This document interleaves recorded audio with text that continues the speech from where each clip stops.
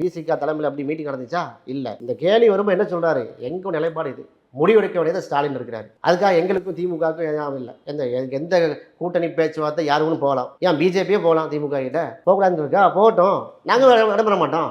எப்படி தெளிவான கொள்கை தெளிவு எப்படி இருக்கு பாருங்க. இந்த பாயிண்ட்ல இருந்தே ஒரு கேள்வி. ஆனா அதை கேட்கறதுக்கு முன்னாடி இதை கேட்டுறேன். இப்ப விசிகா எந்த அளவிற்கான தொகுதிகளை எதிர்பார்க்கிறது? ஏன்னா நாங்கள் இந்த அளவுக்கு பலமாக இருக்கிறோம் அப்படிங்கிற பாயிண்ட்ல இருந்து. இப்போ நீங்க கேட்ட எங்கிட்ட கேட்டீங்கன்னா 40, அதே 40 தான். 2 இலக்கம் என்ன தனிப்பட்ட பொதுவா 2 இலக்கம் சொல்றாங்க. இப்போ தலைவர் எங்களை கூட கேட்குறாரு, எத்தனை தொகுதி அகமது சாஹிப் நீங்க உங்க கருத்து என்ன கேட்கும்போது, தலைவரை 40 தொகுதிக்கு இல்லாம கேட்கணும் தலைவரை, என்னுடைய விருப்பம். இன்னொரு தோழர்கிட்ட கேட்பாரு, இல்லை 40 சாத்தியப்படாதுங்க, ஒரு 25 வச்சுக்கிறோமோ அப்படின்னு ஒரு நிர்வாகி சொல்லலாம், பொறுப்பாளர் சொல்லலாம். இப்போ களத்தி சூழலில் இப்போ நம்ம இப்போ 25, 40ன்னு கேட்டோம்னா கூட்டணிக்கும் மற்றவர்களுக்கு நெருக்கடி வந்துடும். நம்ம இன்னொரு இலக்கத்தை கூட சொல்லலாம். இது தனிப்பட்ட இண்டிவிஜுவல்ஸுடைய இது, புரியுதா உங்களுக்கு? ஆனால் கள நிறுவனம் ஒன்று இருக்குது, டபுள் டிஜிட்டில் கேட்போம் அப்படிங்கிற எல்லாரும் ஒத்த கருத்தில் இருக்கிறோம். ஒட்டுமொத்த தொண்டர்களும் பார்த்தீங்கன்னா சிங்கிள் டிஜிட்டு, இந்த 6 சீட்டு 8 சீட்டு 7 சீட்டுங்கிறது எங்கள் கட்சியில் என்ன இல்லை, அதில் ஒத்துக்க மாட்டாங்க. ஓப்பனாக சொல்லணும், ஒட்டுமொத்தமான நிர்வாகம் டபுள் டிஜிட் கேட்கணும் என்கிற அழுத்தத்தை நீங்கள் சொல்கிறீங்களா, ப்ரெஷர் பொருளில் போய் நாங்கள் தலைவருக்கு ப்ரெஷர் போடுவோம். அப்புறம் டிக்ளேர் பண்ணி சொல்கிறோம், எங்கள் தலைவருக்கு நாங்கள் செயற்குழு கூட்டுவாங்க, மேலாண்மை குழு கூட்டுவாங்க, நாங்கள் ஒட்டுமொத்தமாக நாங்கள் சொல்லுவோம், தலைவரை நீங்கள் டபுள் டிஜிட்டில் வாங்க தலைவரை. சின்ன சின்ன கட்சிகள்லாம் என்னெல்லாமோ பேசிகிட்டு இருக்காங்க, ஆட்சியில் பங்கு அதிகாரத்தை பங்குன்னு. எங்களை மாதிரி ஆட்கள் சோசியல் மீடியாவில் உட்காரும்போது நாக்க பிடுங்குறமா இந்த மாதிரி கேள்வி கேட்குறாங்க. அதெல்லாம் என்ன செய்யுங்க, நீங்கள் டபுள் டிஜிட் தான் வேகணும், ஆட்சியில் பங்கு அதிகாரத்தை பங்குன்னு சொல்லிடுவோம். இல்லை ஆக்சுவலி இந்த கொரோனா ஓங்கி ஒழிச்சிடுவோம் சார். இந்த இடத்துல தான் நான் அந்த முதல்ல கேட்கணும்னு நினச்சேன். இன்னொரு கேள்வி இருக்கு இல்லையா, இதுதான் பத்திரிகைகளில் ஒரு பத்திரிகை எழுதியிருக்கிறாங்க. அதாவது ஒரு 6 முன்னாடி 6 தொகுதி இருந்தது இல்லையா, அப்போ ஒரு 7 தொகுதி 8 தொகுதி 9 தொகுதி இது கொடுத்தா கூட திமுக இது கொடுத்தாங்கன்னா இந்த கொடுக்கறத மட்டும் வாங்கிக்கலாம் அப்படின்னு சொல்லி, திமுக கொடுப்பதை வாங்கி கொள்ளலாம் அப்படின்னு சொல்லி திருமாவளவனை சுற்றி இருக்கும் சில சிறுத்தைகளே அவருக்கு அழுத்தம் கொடுக்குறாங்க. குறிப்பிட்டு சில பெயர்கள்லாம் குறிப்பிட்டிருந்தாங்க. அந்த செய்தியாவது ஹெட்டிங்ல அந்த பத்திரிகை போட்டுச்சா, திருமாவளவனை சுற்றி இருக்கிற சில சிறுத்தைகள் திமுக தரக்கூடிய தொகுதியை கேட்டு பெற்றுக்கொள்ளலாம் என்று சொன்னதாக சொல்லக்கூடிய அந்த செய்தியாவது அந்த பத்திரிகையில் ஹெட்லிங்ல வந்துச்சா? ஓரம் போட்டிருப்பானுங்களே 8வது பக்கத்தில் 10வது பக்கத்தில். இதுதான் நிலைமை. நாங்கள் என்னதான் தமிழ்நாட்டுக்காக கத்துன்னு கத்துனாலும், தமிழ் மக்களுடைய உரிமைக்காக ரோட்டில் நின்று நாங்கள் கத்துனால் கூட, எங்கள் வாழ்நாளையே அர்ப்பணித்தாலும் கூட பத்திரிகை செய்தி எப்படி போடுறாங்க, எங்கள் கட்சி எங்கே வச்சிருக்காங்க, எங்களை ஆட்சியில் பங்கு கொள்ளணும்னு கேட்குறீங்க, அதிகாரத்தில் நீங்கள் பங்கு வாங்க நீங்கள் விரும்புகிறீங்க, இந்த மாதிரி பேட்டிகள் எங்களை முன்னிலைப்படுத்தி என்னைக்கா போட்டிருக்காங்களா? எவனாவெல்லாம் பேசுவான், நேற்று வந்தவன்லாம் பேசுறதுலாம் ஃபுல்லாக வந்து விட்டார், விஜய் வீட்டில் கிளம்பி விட்டார், இதோ வந்து கொண்டிருக்கிறார், இப்படிலாம் ரன்னிங் கமாண்ட் போடவங்க. என்னைக்கா அதே திருமாவளவன் அவர்கள் காலையில் 6 மணிக்கு தொடங்கி விடிய நைட்டு 1 மணி 2 மணி வரைக்கும் மக்கள் சந்திப்பு இருக்க, ஏதோ திருமாவளவன் பார்த்து கொண்டிருக்கிறார், இந்த நிகழ்ச்சிக்கு சென்று விட்டார். என்னைக்காவது பார்த்துருக்கீங்களா சோசியல் மீடியா? ஒரு திமுக எதிர்த்து பேசுறது அதனால போடுறாங்கன்னு நினைக்கிறேன். அப்ப நீங்க என்னன்னா ஊடகங்கள்லாம் எதை ப்ரொபோட் பண்ணுவீங்க?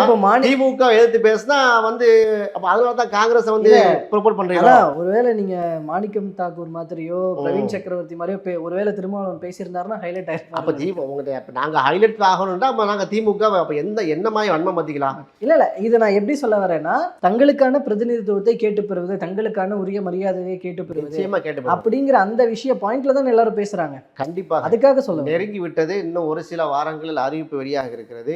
தொகுதி பங்கீடு குறித்த பேச்சுவார்த்தை நடைபெறும் போது விடுதலை சிறுத்தைகளுடைய பொறுப்பாளர்கள் தொண்டர்களுடைய அந்த உள்ள கிடக்கைய தொண்டர்களுடைய அந்த எண்ணத்தை கண்டிப்பாக வெளிப்படுத்துவோம். தலைவர் வெளிப்படுத்த வேண்டியதை வெளிப்படுத்துவார்.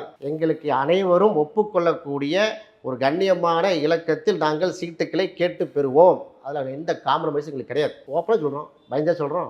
கடந்த தேர்தல்கள், கடந்த சில மாதங்களுக்கு முன்னிலையில் பேசிய நிலைப்பாடுகள், இது எல்லாத்துலேயுமே அப்பவும் இது மாதிரி ஒரு ஃபுல் ஃபோர்ஸ் இருந்த மாதிரி தான் தென்பட்டது. ஆனால் அதற்கப்புறம் அந்த கொடுக்கப்பட்ட தொகுதிகளை அக்செப்ட் பண்ணிட்டு வந்ததாக இருக்கட்டும், அப்புறம் இந்த ஆட்சியில் பங்கெல்லாம் பேசிட்டு அதுலேருந்து பின்வாங்கினதாக இருக்கட்டும், இந்த மாதிரி எல்லாமே நடக்கும்போது ஃபர்ஸ்ட் இப்படி தான் பேசுவாங்க, இது பண்ணுவாங்க. ஆனால் கடைசியில் இப்போது சூழல் இல்லை அப்படின்னு சொல்லி பின்வாங்கிடுவாங்க அப்படிங்கிற ஒரு பார்வை இருக்கு இல்லையா விசிகா? 2024 நாடாளுமன்ற தேர்தலில் பேச்சுவார்த்தைக்கு போக முன்னாடி உங்களை போன்ற பத்திரிகையாளர்கள் கேள்வி கேட்டீங்களா இல்லையா தலைவர்கிட்ட? என்ன நிலைமைன்றாரு, என்ன சொன்னாரு? மதவாத பாஜகவும் சாதியவாத பாமகவும் இந்த கூட்டணியில் நாங்கள் வெளியே போயிருவோம் சார் சொல்லிட்டு உள்ள போனார். உள்ள போயிட்டு வெளியே வந்தார். திரும்பவும் கேட்டீங்க, இப்போ நிலைமை என்ன சார்? அதே ஸ்டேட்மெண்ட். இப்பவும் அதே ஸ்டேட்மெண்ட் தான். 2026 சட்டமன்றத்தில் இதுதான் எங்களுடைய கொள்கை. இப்படி இருக்கும். தொகுதிகள் எண்ணிக்கையை பொறுத்தவரையில் இப்போ என்ன சேலஞ்ச், விசிகாவுடைய சேலஞ்ச், ஃபர்ஸ்ட் சேலஞ்ச் என்னன்னா தொகுதி எண்ணிக்கை அதிகமாக கேட்டு பண்ணும் அந்த சேலஞ்ச் இல்லை எங்களுக்கு. அது ஒரு சேலஞ்சு தான், அது வேணும் தான். அதை விட பிரதான நோக்கம் என்னன்னா, சுவந்த அதிகாரியை பயன்படுத்தி வெஸ்ட் பெங்கால மம்தா பானர்ஜியை வீழ்த்துறதுக்கு எல்லா அதிகாரமும் செய்து இன்றைக்கு 2வது இடத்துல வந்து நிக்குது பாஜக வெஸ்ட் பெங்கால்ல. முதல் இடத்துல இருந்த திரிணாமுல் காங்கிரஸுக்கு முன்னாடி ஜோதிபாஸ் ஐயா இருந்த அந்த புட்டதே பட்டாச்சாரியா போன்ற ஆட்கள்லாம் இருந்த களமாடியா கம்யூனிஸ்ட் கட்சி அழிக்கப்பட்டு விட்டது ஒண்ணு. அங்கே மகாராஷ்டிரால பட்னாவிஸ் இருக்காரு. பட்னாவிஸை கொண்டு உட்கார வைக்கிறதுக்கு என்னெல்லாம் செஞ்சாங்க அவங்க? என்னெல்லாம் செஞ்சாங்க? சிவசேனாவை உடைத்து உத்தவ் தாக்கரே ராஜ் தாக்கரே பிரித்து போட்டு உள்ள இருந்தே ஆளை உருவாக்குனாங்களா இல்லையா ஏகநாத் சிண்டைய? அப்படிப்பட்ட ஃபார்முலா. 3வது இங்க பாருங்க, பீகார்ல 65 லட்சம் 70 லட்சம் வாக்களை எஸ்ஐஆர் தூக்குனாங்க. இந்த ஃபார்முலாக்களை எல்லாம் நாங்கள் தமிழ்நாட்டில் செய்து காட்ட போகிறோம் என்று டிக்ளேர் பண்ணிவிட்டு பாஜக களத்துக்கு வந்திருக்கிறது. களத்துக்கு வந்து யாரெல்லாம் இறக்கி விட்டுருக்காங்க எப்படின்னு பார்க்குறீங்க? ஒரு பக்கம் விஜய், ஒரு பக்கம் சீமான், ஒரு பக்கம் பார்த்தீங்கன்னா அந்த இவிஎம் மிஷினு, இன்னொரு பக்கம் எஸ்ஐஆர், இப்படி பல குழப்பங்கள். செங்கோட்டையை பிடிச்சி அங்கே வீசி, இவனை பிடிச்சி அங்கே வீசின்னு வேலை பார்த்துட்டு இருக்காங்க. இதை வீழ்த்தக்கூடிய கடமையும் பொறுப்பும் எங்களுக்கு இருக்கிறது ஒன்று. 2வது பிராமணிய கடப்பாரை கையில் கொடுத்துருக்காங்க. இதை திராவிட கோட்டையை உடைக்கிறதுக்கு. அப்போ பிராமணிய கடப்பாரை உடைக்கிறதுக்கும் அழிவு சக்தியாக தான் செயல்பட்டு இருக்கிறது அவங்களே சொல்கிறாங்க. யாரு கையில் கொடுத்து எப்படி பண்ணுறாங்க? இஸ்லாமிய அடையாளத்தில் இருக்கக்கூடிய பர்தா போட்ட முஸ்லீம் பெண்கள் கையில் கொடுத்துருக்காங்க பிராமணிய கடப்பாறையை. அப்போ பிராமணிய கடப்பாறையை பிடித்து வங்காள விரிகுடா கடலில் வீச வேண்டியிருக்கு. 2வது கடமை எங்களுக்கு. இப்படி எங்களுக்கு சில ப்ரியாரிட்டிஸ் இருக்குது. அந்த ப்ரியாரிட்டிக்குள்ளே தான் எங்களுடைய அந்த கட்சியுடைய நம்பரும் வருது, எத்தனை தொகுதிங்கிற நம்பரும் வருகிறது. அப்போ இவ்வளோ துருநோக்கு பார்வையாக செய்ய வேண்டும். 3வது எங்கள் சமூகம் இருக்குது. பட்டியலின சமூகம் வந்து ரொம்ப கீழே இருக்குது, கல்வியில், வேலைவாய்ப்பில், பொருளாதாரத்தில். அவங்களை மேம்படுத்த வேண்டிய கடமையும் பொறுப்பு வந்து எங்கள் கட்சிக்கு இருக்கிறது. அதுக்காக நீங்கள் உடனே கேட்கக்கூடாது தலித் கட்சியான்னு கேட்கக்கூடாது. தலித் சமூகம் பெரும்பான்மையாக இருக்கக்கூடிய எங்கள் கட்சியாக இருக்கிறது. அது மெல்ல மெல்ல மாறி வந்து பல சமூகம் உள்ளே வந்து விட்டது. எங்களை போன்ற ஜனநாயக சக்தியில் உள்ளே வந்து விட்டோம். அந்த தலித் கட்சிங்கிற பிம்பம் மறைந்து விட்டது. ஆனால் இருந்தாலுமே எங்கள் கட்சியுடைய வேறு என்னன்னா தலித் சமூகம் தான். இல்லை, மாற்று சமூகத்திலிருந்து வர்றவங்களை பட்டியலின தலைவர்கள் கட்சிக்குள்ளே இருக்கிறவங்க அக்செப்ட் பண்ணிக்கிறாங்க. நான் யாரு? வரவேற்கிறாங்களா? நான் என்ன, நான் தலித் சமூகமா? நான் இஸ்லாமிய சமூகத்தை சேர்ந்தவன். என்ன வந்து மாநில செயலராக அழகு பார்க்கவில்லையா? அது எல்லா கட்சியிலும் முரண்பாடு இருக்கும். சாதி அடிப்பில் முரண்பாடு இருக்குமானா எங்கள் கட்சியில் தான் கம்மியாக இருக்கும். ஆற தழுவக்கூடிய எக்கச்சக்கமான மாற்று சமூக பிரதிநிதிகளுக்கு தடைகள் அதிகமாக இருக்கு. நிறைய இருக்கு சார், நிறைய தடைகள் எல்லா கட்சியிலும் இருக்கு சார். அவர்கிட்ட மாற்று சமூகம் இருக்கட்டும்.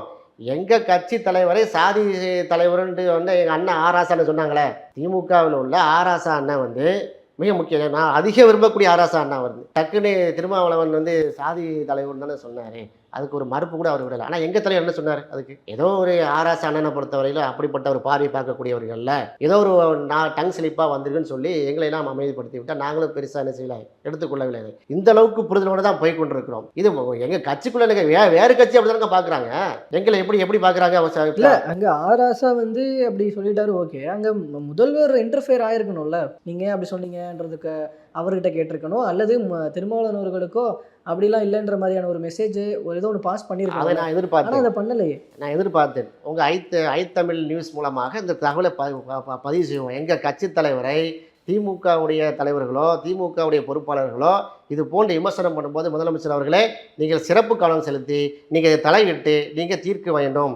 இதை வந்து ஐ தமிழ்காரங்க என்கிட்ட கேட்குறாங்க. இதை நான் உங்ககிட்ட கோரிக்கையாக வைக்கிறேன். அச்சாச்சு சார். பொறுத்திருந்து பார்ப்போம். அடுத்தடுத்த நிகழ்வுகள் நடக்கும்போது பேசலாம் சார். தற்போது வரைக்கும் பல்வேறு தகவல்களையும் கருத்துக்களை பெறுந்து கொண்டு மிக்க ரொம்ப நன்றி.